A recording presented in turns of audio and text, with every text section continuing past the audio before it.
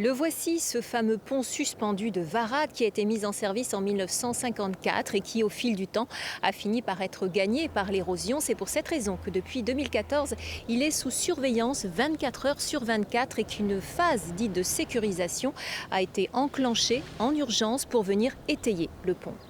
Ces câbles porteurs sont victimes de corrosion et donc perdent en capacité de résistance.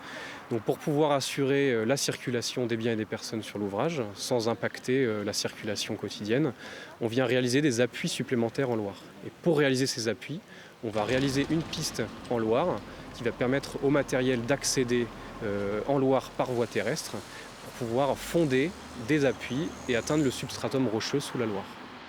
12 appuis supplémentaires donc pour venir soutenir ce pont. Les travaux devraient s'achever d'ici à la fin de l'année. Pendant toute cette période, les poids lourds de plus de 19 tonnes ne sont pas autorisés à emprunter le pont. La circulation est ainsi réduite, mais si besoin était, elle pourrait être totalement interrompue. Ce pont de Varades fait partie des 5 grands ouvrages dont le département de Loire-Atlantique a la charge, mais il en existe beaucoup d'autres, on le sait moins.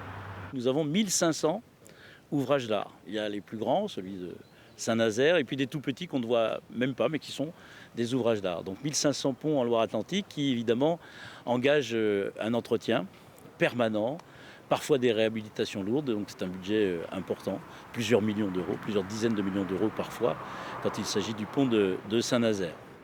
Et puisque nous en sommes à faire un petit point sur les ponts de Loire-Atlantique, sachez que les travaux du pont de Mauves ont été retardés en raison du confinement. Ils devaient s'achever le 21 septembre. La date de réouverture n'est pas connue à ce jour.